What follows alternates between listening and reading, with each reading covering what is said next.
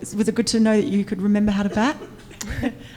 Oh yeah, look, it was lovely to have a small opportunity in the middle, but I think even more impressive at Beliso was Elisa Healy's batting again today, and Beth got us off to a great start too. So yeah, it was a really comprehensive, I think, performance by those two, and yeah, nice to come out in the end and stand up the other end and watch Midge hit the ball as cleanly as what she is.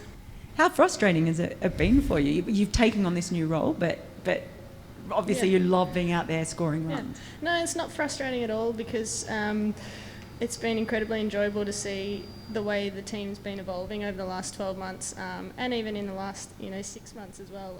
The work that we've put in to play this style of cricket that we want to play, and I think everyone's it's been mentioned a lot, but everyone's really bought into that. Everyone's got specific roles that they're in the team to play, and I think it's been an absolute pleasure to be a part of that and to see some of the success that we've had so far. And it was such a clinical victory. Was it important for you to make sure that you had that at this stage in the tournament against a team that probably wasn't seen as being as strong?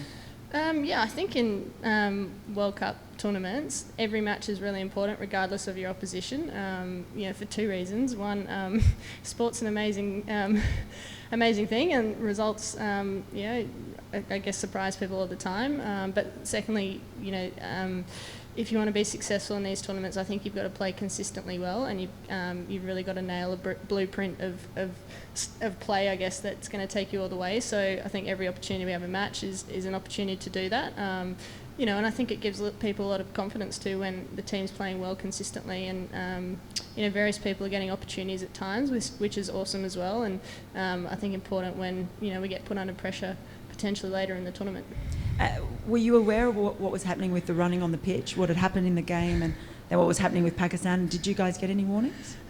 We spoke about it briefly before we started, just to be mindful of it and aware of it. I guess it's one of those things that if there's particular attention being paid to it by the umpires, then we've got to really adhere to what they want the game, or the way that they want things to happen. So we're aware of it. I don't think there was any issues when we're batting. So it's just going to be one of those things going forward in the tournament, I guess. Is it partly, do you think, going to be a problem? Is it going to change things for you as far as coming down the wicket because of the slow pitch and a lot of slow bowlers you're facing? Look, I don't think so. I think batters well within their rights to come down to the pitch of the ball. I suppose it's just after you play that shot, being particularly aware of where your following steps are. Maybe that's something we can kind of practice a little bit at training, but as I said, I don't think there was any issues with us tonight, so I don't see it being a big deal. And do you think the umpires are paying more attention to it? Look, I've never played in a tournament where this has been, I guess, a key issue. It seems to be in the first couple of matches, and that's completely fine. That's within the rules of cricket, and something that they're paying particular attention to. I wonder if to a degree that's also got to do with the fact that we're playing a lot of games on these wickets, and we probably need to be really mindful of looking after them, and I think we want really good games of cricket, so we need good wickets for that. So I don't see an issue with them paying close attention to it. As I said, I think it wasn't an issue for us tonight, and it's probably not going to be going forward. Two for you here in Guyana. What is key to doing well on this Providence wicket? I think there's quite particular conditions out there, and we probably learnt them quite quickly in the practice match that we had here, so I think that was really important against South Africa. And I think a big one for the bowlers is just length.